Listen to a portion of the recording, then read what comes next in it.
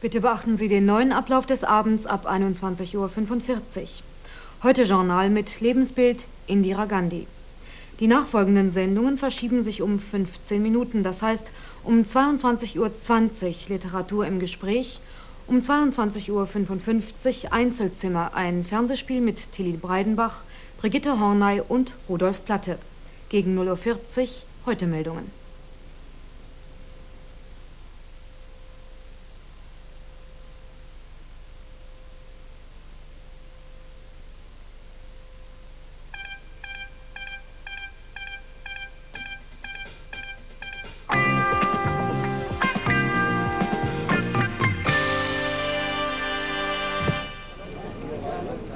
Indien trauert um Indira Gandhi.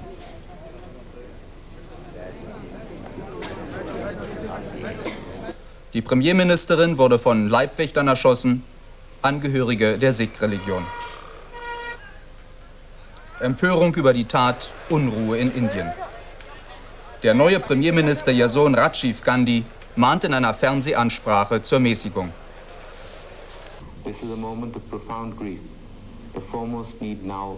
Dies ist die Stunde tiefer Trauer, sagt er. Das Wichtigste ist nun, unser Gleichgewicht zu bewahren.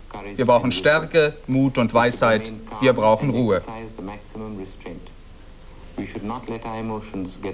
Unsere Gefühle sollten wir mäßigen, weil Leidenschaften das Urteil vernebeln. Und nichts würde die Seele unserer geliebten Indira Gandhi mehr verletzen als Gewalt irgendwo in unserem Land. Hunderttausende waren auf den Straßen, als der Tod Indira Gandhis bekannt wurde. Staatstrauer wurde angeordnet für 12 Tage. Und die ersten Unruhen flammten auf. Deshalb die Worte Rajiv Gandhis, der die Völker Indiens zur Mäßigung aufrief. Anhänger der Sikh-Religion wurden mit brennenden Holzscheiten durch die Straßen gehetzt, geschlagen und schwer verletzt. Indien hat 36 Jahre nach der Unabhängigkeit den Weg zur Einheit noch immer nicht gefunden. Es ist ein Land zerrissen in Parteien und Völkerstämme, in Rassen und Religionen. Indira Gandhi, ihr Name bedeutet in der Ursprache Indiens in Sanskrit die Augenweide. Sie suchte mit strenger Hand, mit Gewalt, mit Geld und mit Intrigen die Risse zu kitten und die Macht für sich und ihre Kongresspartei zu erhalten. Sie wurde ermordet. Und Indien mit 730 Millionen Einwohnern, das zweitgrößte Land der Erde, war führungslos, aber nur für 8 Stunden. Da wurde schon Indiras Sohn Rajiv als neuer Ministerpräsident vereidigt. Es war das Vermächtnis der Mutter. Seine Aufgabe wird es ab heute sein, Indiens gefährdete Einheit zu bewahren.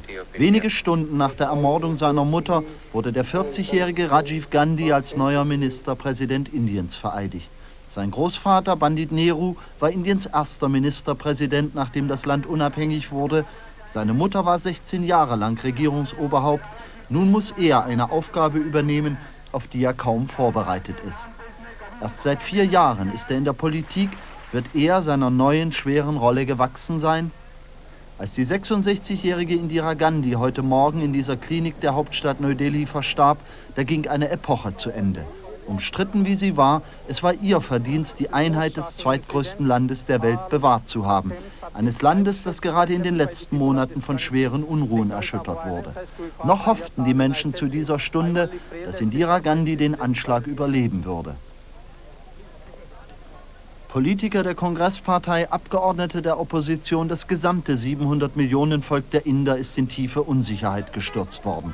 Seitdem die Armee im Juni dieses Jahres den goldenen Tempel von Amritsar, die heilige Stätte der Sikhs, gestürmt hatte, gab es Morddrohungen gegen Indira Gandhi. Als die Nachricht vom Tode am frühen Morgen verbreitet wurde, kam es bei den vielen Hindus, die sich am Hospital versammelt hatten, zu Szenen der Trauer und Verzweiflung. Eine Verzweiflung, die auch mit der Unsicherheit über die Zukunft des Landes zu tun hat. Ein Zehntel der Armee besteht aus Sikhs, die sich zu dem Mordanschlag bekannten. Wie werden sie sich jetzt verhalten? Dies ist eine der vielen Ungewissheiten, denen Indien jetzt gegenübersteht. Als die britische Premierministerin Margaret Thatcher von dem Mord erfuhr, bezeichnete sie Frau Gandhi als einen Menschen voller Humanität und Verständnis. Auch nach Indiens Unabhängigkeit hatte Großbritannien immer ein besonderes Verhältnis zu der ehemaligen Kolonie. Margaret Thatcher, die am Samstag zu den Trauerfeierlichkeiten nach Neu-Delhi reisen wird, sprach von einer Tragödie nicht nur für Indien, sondern für die gesamte Welt. Indira Gandhi hätte sich nie davon abhalten lassen, ihre Pflicht zu tun, auch wenn ihr Leben in Gefahr gewesen sei. Diese Sikhs im Londoner Stadtteil Southall feierten heute Nachmittag den Tod ihrer Erzfeindin. Wie ihre Glaubensbrüder in Indien fordern sie nun einen unabhängigen Sikh-Staat Khalistan. Wir haben, so sagt er, schon im Juni ihren Tod angekündigt. Niemand wollte es uns glauben. Jeder soll das jetzt ernst nehmen. Wir haben das heute getan und wir werden es wieder tun. Doch auch das Freudenfeuerwerk von Southall kann nicht vergessen machen, dass Sikhs und Hindus weiter zusammenleben müssen, hier und in Indien. In Indien leben 18 Millionen Sikhs, 100.000 dienen in der Armee. Auch Indira Gandhi wollte nicht auf sie verzichten, denn die Sikhs gelten als tapfere Krieger und alle Männer tragen den Beinamen Singh, der Löwe. Die Sikhs leben im Norden Indiens im Bundesstaat Punjab. Und einige ihrer Führer fordern die Unabhängigkeit, ein freies Land der Sikhs. Khalistan soll es heißen, das Land der Reinen. Als die Wortführer dieser Unabhängigkeitsbewegung sich im Goldenen Tempel von Amritsar, der Hauptstadt des Punjab, verschanzten und der Zentralregierung in Neu-Delhi den Kampf ansagten, da ließ Indira Gandhi das Sikh-Heiligtum stürmen. 600 fanden damals den Tod, Soldaten und Tempelbesetzer. Axel Becher über den Stamm der Sikhs. Er bekam den Beinamen Khomeini von Khalistan. Singh Bhintranwale bis zu seinem Tod im Juni Kopf und Führer derjenigen Sikhs, die ihre Ziele auch mit Gewalt durchsetzen wollten. Gewalt, die die Sikhs eigentlich bei der Gründung ihrer Sekte vor fast 500 Jahren ausschließen wollten. Es gibt keine Hindus, es gibt keine Moslems, so hieß es damals. Gewaltlos wollten sie gegen das hinduistische Kastensystem vorgehen. Erst im 17. Jahrhundert schufen sie eine militärische Organisation. Damals wurden Bart, Turban und vor allem der Dolch zum Markenzeichen der Sikhs.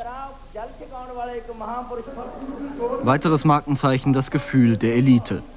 Wenn die Führer der Akali-Partei, der gemäßigten politischen Vertretung der Sikhs, in Neu-Delhi Forderungen stellten, dann hatten sie ein Druckmittel in der Hand. In ihrer Hochburg, dem Punjab, sind sie den Hindus nicht nur zahlenmäßig überlegen, dort floriert im Gegensatz zum restlichen Indien auch die Wirtschaft und es ist die Kornkammer Indiens. Doch was sie von ihren Führern mitgeteilt bekamen, es reichte nicht aus.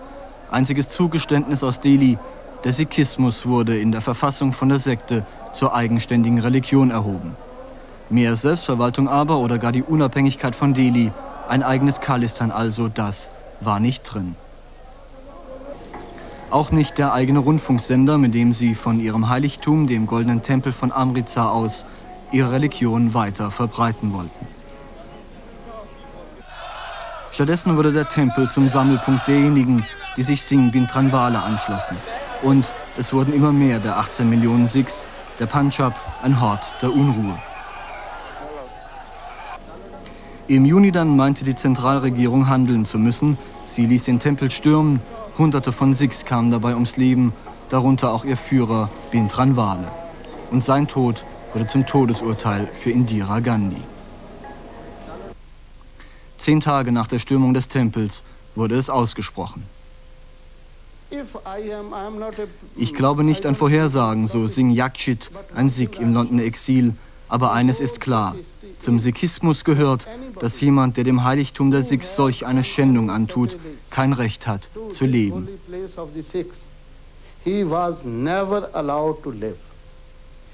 Und ich befürchte, dass sehr bald irgendjemand irgendwo Frau Gandhi und ihre ganze Familie töten wird.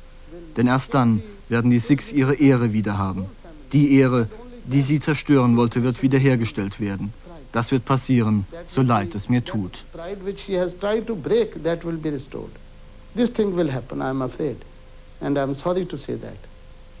Indira Gandhi, die jetzt ein Opfer der Gewalt wurde, hat selber vor Gewaltanwendung nicht zurückgeschreckt. Der goldene, der blutige Tempel von Amritsar ist da nur ein Beispiel unter vielen. Indien nennt sich gern die größte Demokratie der Erde. Aber es ist eine Demokratie, die sich anders buchstabiert als die Demokratien bei uns in Mitteleuropa. Es ist eine Brahmanenfamilie, die aus der höchsten Kaste kommt, der Hindu-Gesellschaft, die die Macht im Lande gepachtet hat. Erst war es Pandit Nehru als Premierminister, dann seine Tochter Indira, nun Rajiv, ihr Sohn. Indira Gandhi hatte einen Wahlspruch, der lautete: Geschichte studieren ist gut, Geschichte machen ist besser. In Indien ist das auch Familiengeschichte. Wolfgang Büsken über Indira Gandhi und ihre Familie. Hier kam Indira zur Welt, 1917, als Spross einer reichen Brahmanenfamilie. Ihr Elternhaus war zugleich eine Art Hauptquartier der indischen Freiheitsbewegung, in der die Nehrus eine führende Rolle spielten. Indira, das Einzelkind, wuchs auf in einem Milieu von Luxus und Prominenz und Politik. Mahatma Gandhi, die Seele Indiens im gewaltlosen Kampf gegen die Briten, war ihr ein väterlicher Freund und das große Vorbild, an dessen Kampagnen sie als junges Mädchen teilnahm, stolz darauf, wenn man sie deswegen ins Gefängnis sperrte.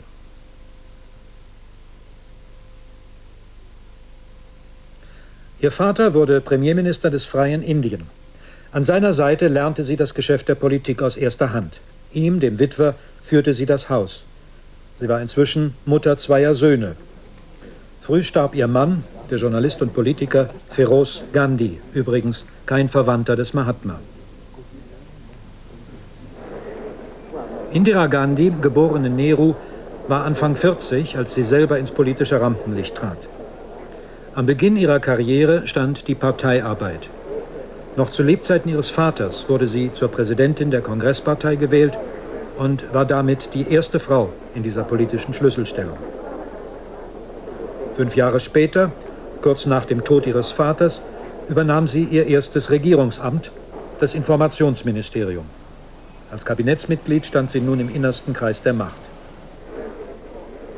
Schon 2 Jahre später, 1966, war sie Kabinettschef und regierte die volkreichste Demokratie der Welt, die zweite Nehru-Generation an der Spitze Indiens. Pandit Nehrus Politik der Blockfreiheit blieb auch für seine Tochter ein Glaubenssatz indischer Außenpolitik, was sie nicht daran hinderte, von Washington abzurücken und Moskau entgegenzukommen. 1970 schlossen die beiden Länder einen Freundschaftsvertrag, der diese Annäherung besiegelte und Indien den Rücken frei hielt für den sich abzeichnenden Waffengang gegen Pakistan.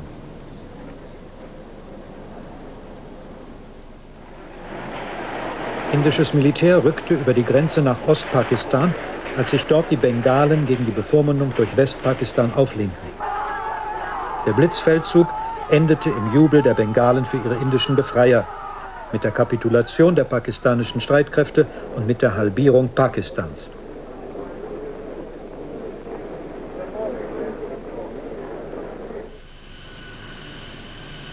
Mit indischer Geburtshilfe entstand ein neuer Staat in Südasien, Bangladesch.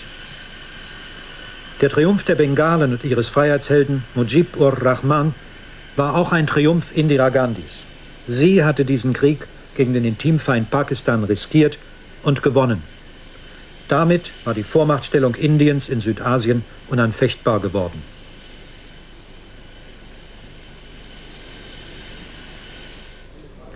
Ihrem Sieg auf dem Schlachtfeld folgte ihr größter Sieg an den Wahlurnen. Vorzeitig angesetzte Wahlen brachten der Kongresspartei eine Zweidrittelmehrheit im Parlament. Dieses Votum für Indira war zugleich eine Aufforderung an die Premierministerin, ihr altes Versprechen einzulösen und einen Feldzug im eigenen Land zu führen, den Feldzug gegen die Armut, von dem im Wahlkampf so laut die Rede gewesen war.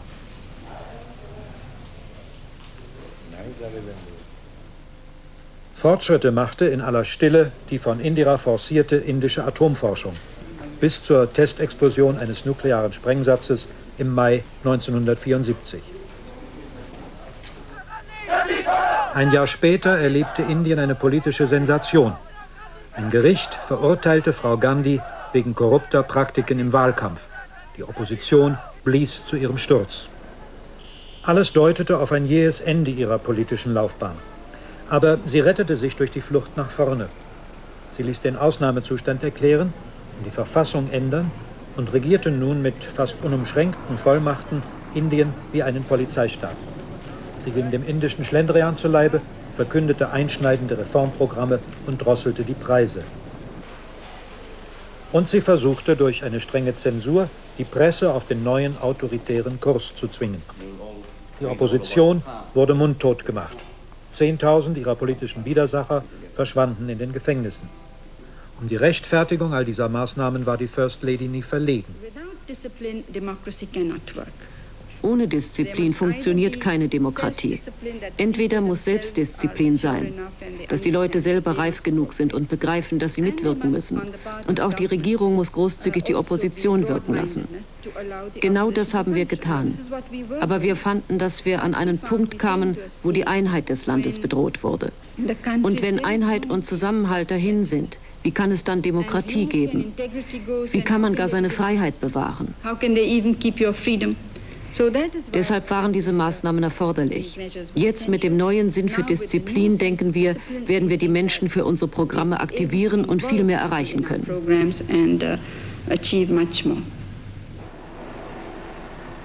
Zutiefst überzeugt, dass niemand außer ihr dieses schwierige Land regieren könne, ließ sie sich huldigen als der Retterin Indiens. Der aufkommende Personenkult galt auch ihrem Sohn Sanjay, der die Machtfülle seiner Mutter und die Gunst des Ausnahmezustandes nutzte, um sich zum Kronprinzen aufzubauen. Was vor ihm niemand gewagt hatte, die rücksichtslose Einebnung von wild gewachsenen Elendsquartieren in den besseren Vierteln der Hauptstadt Delhi, Indiras Sohn setzte es durch.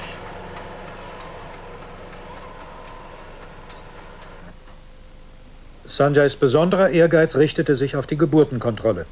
Auch hier handelte er ohne Amt oder Mandat, nur mit der Autorität, die ihm als Sohn seiner mächtigen Mutter zufiel.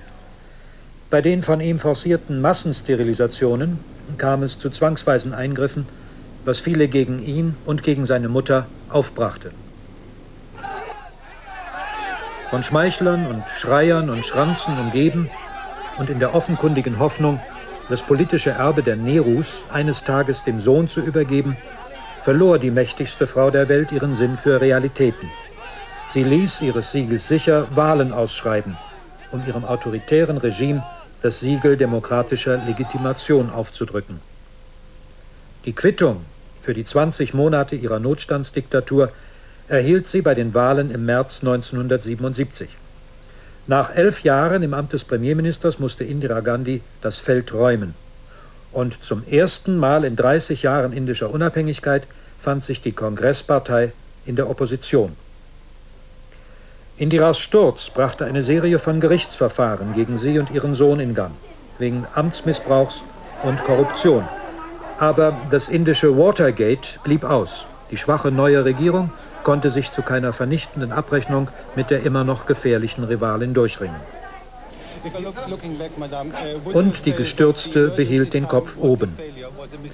Sie sah den Grund für ihre Wahlniederlage nicht in eigenen Fehlern, sondern in der Irreführung der Wähler durch ihre Gegner. Sie wurde nicht müde, auf ihre Erfolge während des Ausnahmezustands zu pochen und die Auswüchse ihrer Herrschaft herunterzuspielen. Für sie bestand auch diesmal kein Anlass zur Selbstkritik. Und zur Reue schon gar nicht. Die Frage, ob sie die Rückkehr zur Macht anstrebe, verneinte sie rundheraus. Sie habe seit ihrer Kindheit immer das gleiche Ziel verfolgt, ein starkes Indien und soziale Gerechtigkeit auch für die Armen. Dafür wolle sie wirken bis an ihr Ende und hoffentlich noch darüber hinaus.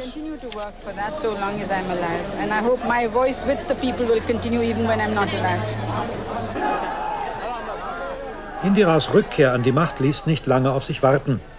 Dank der Schwäche und Zerstrittenheit ihrer Gegner, die es auf nicht einmal 3 Jahre Regierungszeit brachten.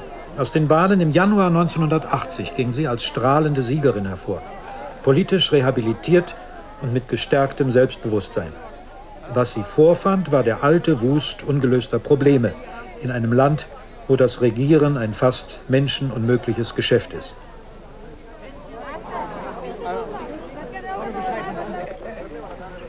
Wenige Monate nach ihrer Wiederwahl zerschellte die vielleicht innigste Hoffnung Indiras beim Absturz dieses Sportflugzeugs. Sanjay, ihr Sohn, eben in die Führungsspitze der Partei aufgerückt, war bei einem Flug nahe dem Amtssitz seiner Mutter tödlich verunglückt. Der Verlust des Lieblingssohnes zeichnete Spuren in ihr Gesicht. Aber ihre Überzeugung, dass sich ohne sie in Indien nichts bewegte, gab ihr die Kraft zum Weitermachen. Und der ständige Strom von Besuchern im Garten ihrer Residenz in Neu-Delhi bestätigte jeden Tag wieder, sie war mit Abstand die populärste Gestalt auf der politischen Szene Indiens. Aber auch, was diese Bilder nicht zeigen, gehörte zur politischen Wirklichkeit Indiens. Indira Gandhi war die umstrittenste, ja die bestgehasste Gestalt. An der Spitze eines riesigen Staatswesens von 700 Millionen Menschen mit den verschiedensten auseinanderstrebenden Interessen. Dieses Staatswesen zusammenzuhalten, auch nach ihrem Tod, wurde ihre drückendste Sorge. Und so überredete sie schließlich doch noch ihren ältesten Sohn, Rajiv, Pilot bei der indischen Fluggesellschaft und politisch bis dahin ein unbeschriebenes Blatt, die Kronprinzenrolle zu übernehmen, um die Erbfolge der Nehrus und Gandhis zu sichern. Denn nur ihrem eigenen Fleisch und Blut traute sie zu, die Bürde dieses vielleicht schwersten Regierungsamtes auf der Welt zu tragen. In unserem Bonner Studio begrüße ich jetzt Ramesh Jowra. Ramesh Jowra ist Korrespondent für den indischen Rundfunk und für indische Zeitungen in Bonn für die Bundesrepublik. Mr. Jowra, ist der neue Premierminister, der Sohn Indira Gandhis, denn nun der Mann, der dieses zerrissene Land wieder zusammenbringen kann? Ja, wie der Bundeskanzler in einem Telegramm gesagt hat, hat Rajiv die Verantwortung in einer schweren und schmerzlichen Stunde übernommen. Und Außenminister Genscher hat zum Guten unterstrichen, dass die Bedeutung Indiens für die deutsche Außenpolitik. In ihrer Sendung vorhin haben sie gesagt, dass Rajiv Gandhi ein Pilot war, bevor er zögernd die Rolle des Politikers übernommen hat. In den letzten Jahren, wo er als Generalsekretär der Kongresspartei gearbeitet hat, hat er Ruf eines glaubwürdigen Politikers erworben. Vielleicht kann er auch lernen, das schwierige Land zu lenken, zu führen, im richtigen Bahn zu steuern. Was sind denn seine Stärken und was sind seine Schwächen? Ja, die Schwäche, fangen wir damit an, die Schwäche ist natürlich der Mangel an politischer Erfahrung, die sehr wichtig ist. Und die Stärke ist, dass er von nichts etwas belastet ist. Aber ich glaube, man sollte ein bisschen Zeit geben. Obwohl das Vakuum, das durch den Attentat an Indira Gandhi entstanden ist, sehr schnellstens ausgefüllt werden muss. Was sind denn die größten Probleme, denen er sich gegenüber sieht? Sind es die Sikhs oder gibt es andere Probleme, die noch verdeckt sind, die wir hier gar nicht kennen? Ja, ich würde das nicht von Sikhs im Allgemeinen reden. Wenn man überhaupt von einem Problem reden will, dann muss man von militanten Sikhs reden oder einige militante Inder. Denn Indien ist eine Vielvölkergemeinschaft und man sollte nicht jetzt eine partikuläre religiöse Gruppe herausstreichen und sie als eine Gemeinschaft praktisch verurteilen. Ja, was sind die anderen Probleme? Sind es die Armut, die zu Aufständen führen könnte? Die Armut ist ein sehr dringendes Problem. Überhaupt die Einheit, die Identität Indiens ist ein großes Problem. Es ist auch ein Problem, wie Indien, das sich wirtschaftlich entwickelt, wie eine gerechtfertigte soziale Teilung des nationalen Einkommens stattfindet. Es ist auch ein Problem, inwieweit kann die Regierung von Rajiv Gandhi die Sicherheit Indiens bewahren. Ist es dann allgemein akzeptiert, dass die Macht immer in einer Familie bleibt? Ja, das ist allgemein akzeptiert natürlich nicht. Das wäre ganz heuchlerisch von allgemein akzeptiert zu sagen. Aber ich kann nur einen deutschen Kollegen hier zitieren, der sagt, viele Inder können sich einen Regierungschef, der kein Nehru ist, nicht vorstellen. Danke, Mr. Jowra in Bonn. Und hier der Nachrichtenüberblick im Heute-Journal. Bonn. Der ägyptische Präsident Mubarak hat mit Bundeskanzler Kohl darüber gesprochen, wie der Friedensprozess im Nahen Osten wieder in Gang zu bringen ist. Mubarak wünscht dabei die Unterstützung durch die Europäer. Kohl betonte die Bereitschaft der EG, einen Beitrag zu den Friedensbemühungen zu leisten. Europa könne jedoch nicht als Vermittler auftreten. Diese Rolle komme vor allem den USA zu. Mubarak bleibt noch bis Freitag in der Bundesrepublik. Hamburg. Bundeskanzler Kohl ist überzeugt, dass die zuständigen Minister der Regierung Schmidt bei der Steuerbefreiung für den Flick-Konzern pflichtgemäß gehandelt haben. Auf der Delegiertenversammlung des Einzelhandels sagte Kohl, diese Republik ist nicht käuflich. Eine Staatskrise könne er wegen der Parteispendenaffäre nicht erkennen. Es gebe lediglich einige, die sie herbeireden wollten. Bonn. Bundesarbeitsminister Blüm hat die vom Kabinett beschlossene Rentenerhöhung von real knapp 1,1% im nächsten Jahr verteidigt. Blüm sagte, Rentensicherheit und Preisstabilität seien wichtiger als hohe Steigerungsraten. Der Regierungsbeschluss wurde von der Opposition, aber auch aus den Reihen der CDU kritisiert. Frankfurt. Die Bundesbahn wird ihre Fahrpreise am 1. Januar um durchschnittlich 2,5% erhöhen. Teurer werden vor allem der Nahverkehr und Fernverkehr ab 180 Kilometern. Außerdem Wochen- und Monatskarten im Berufs- und Schülerverkehr. Celle.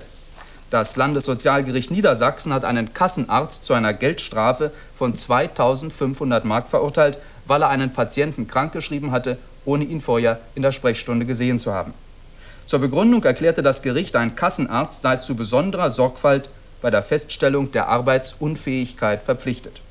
Angesichts der beschränkten Kontrollmöglichkeiten der Krankenkassen solle das Urteil andere Kassenärzte abschrecken, die im Ruf als Krankschreiber stünden. Kalifornien. Der Zustand des kleinen Mädchens Fee, dem vor 5 Tagen ein Pavianherz eingepflanzt wurde, ist ernst, aber stabil. Das Mädchen wird nun aus der Flasche gefüttert. In Amerika ist die Transplantation des Chirurgen Baileys stark umstritten. Eine Organagentur meldete, sie habe rechtzeitig ein geeignetes Menschenherz zur Verfügung gestellt. Dies wurde auch vom Krankenhaus, in dem die Verpflanzung stattgefunden hatte, bestätigt. Weiter hieß es, Dr. Baileys Forschungen konzentrierten sich ausschließlich auf Transplantationen über die Grenzen der Gattungen hinweg. Neustadt-Aisch. Umweltfreundlich zu tanken ist ab sofort auch an einigen Autobahntankstellen möglich. Auf dem Rastplatz Steigerwald Süd an der Autobahn Würzburg-Nürnberg nahm Bundesverkehrsminister Dollinger die erste Zapfsäule für unverbleibenden Kraftstoff in Betrieb. Gleichzeitig wurde an 52 weiteren Autobahntankstellen im Bundesgebiet Stationen für bleifreies Benzin eingerichtet. Bremen. Auf der internationalen Nordseeschutzkonferenz haben die 8 Anrainerstaaten den Grad der Meeresverschmutzung unterschiedlich beurteilt. Die Forderung der Bundesregierung, die Nordsee zum Sondergebiet zu erklären, wird von Großbritannien, Norwegen und Belgien abgelehnt. Sondergebiet, das heißt, es dürfen keine Schadstoffe mehr ins Wasser abgelassen werden. Während der Eröffnungsrede von Bundesinnenminister Zimmermann gab es einen Zwischenfall. Ein Unbekannter, maskiert mit einer Totenmaske, störte die Konferenz. Das waren die Nachrichten. Wer zählt die Gifte, nennt die Formeln all der Schadstoffe, die heute noch in die Nordsee abgelassen werden. Der Teer, der uns an den Füßen klebt, wenn wir am Nordseestrand spazieren, ist ja noch das geringste Übel. Auf der Nordseekonferenz geht es vor allem um den Dreck, den die Schiffe in die Nordsee pumpen. Inzwischen gibt es längst andere Probleme. Auf Spezialschiffen wird chemischer Abfall verbrannt und die Abgase in die Nordseeluft geblasen. Nach den Europäern machen da auch die Amerikaner mit. Denn was vor den amerikanischen Küsten verboten ist, auf der Nordsee ist's erlaubt. Ein Bericht von Rainer Hirsch. Die Vulcanus auf dem Weg in ihr Aktionsgebiet, etwa 80 Seemeilen vor der niederländischen Küste. Sie ist eines der beiden Müllverbrennungsschiffe auf der Nordsee. In den Tanks an Bord giftige Industrieabfälle aus mehreren Ländern. Bei Kesseltemperaturen von über 1000 Grad Celsius sollen die Rückstände der chemischen Industrie auf See verbrannt werden, die an Land nicht gefahrlos beseitigt werden können. Denn es gibt dort zu wenig geeignete Verbrennungsanlagen für solche Sonderabfälle. Weil die billigere Beseitigung auf See wegen geringerer Auflagen der Behörden zugleich auch die schmutzigste ist, wird sie seit Anfang an heftig kritisiert. Befürchtet wird, dass nicht alle Stoffe vollständig vernichtet werden. Kontrollen haben bestätigt, dass dort eben ätzende Stoffe freigesetzt werden, weil keine Filteranlagen vorhanden sind. Sie haben weiterhin festgestellt, dass Cadmium und Quecksilber, also hochgiftige Schwermetalle, die sich in den Organismen in der Nahrungskette anreichern, freigesetzt werden und auf die Marineumwelt und auf die Küstenstriche verteilt werden.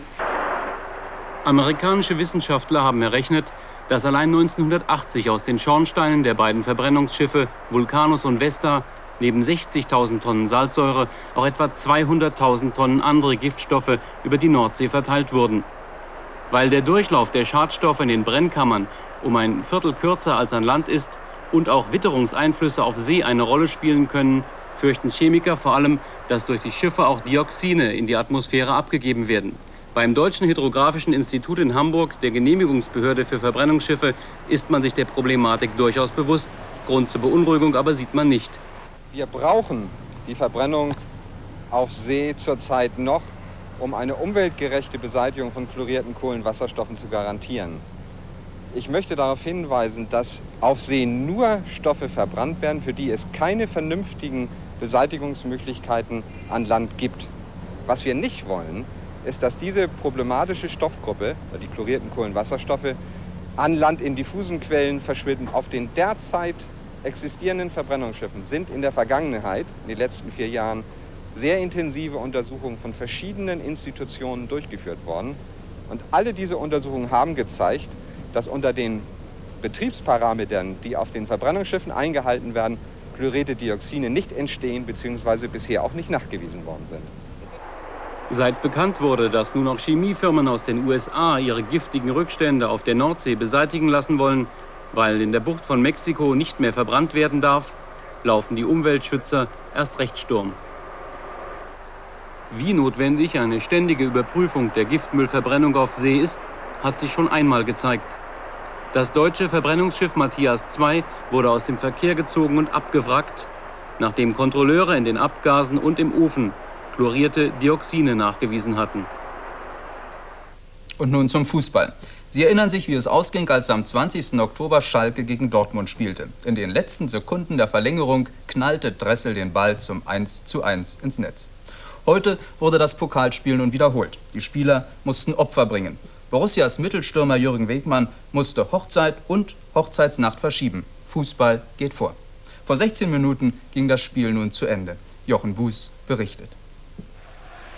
Die beiden Spielführer von Schalke und Dortmund, Dietz links und Rüssmann, werden sich nun doch am 1. Dezember zum Bundesligaspiel zum 3. Mal die Hand in dieser Saison reichen können. Dennoch kamen zum Pokalwiederholungsspiel 45.000 Zuschauer ins Gelsenkirchener Parkstadion. Die Tore zum 1:1 damals in Dortmund, wie schon erwähnt, erst kurz in der Verlängerung gefallen. Heute fiel das erste gleich nach Anpfiff. 1:0 durch Anderbrügge. Oder sollte man sagen durch Schalkes Torwart Junghans, der den Ball noch durchrutschen ließ? Ganz gleich, 1-2 Minuten hatte die Borussia erst unter ihrem neuen Trainer Erich Rebeck gespielt, quasi also sein erster Torerfolg. Der Gegentreffer fiel auch nach einem sogenannten ruhenden Ball. Ecke Dierssen und ein Traumspiel.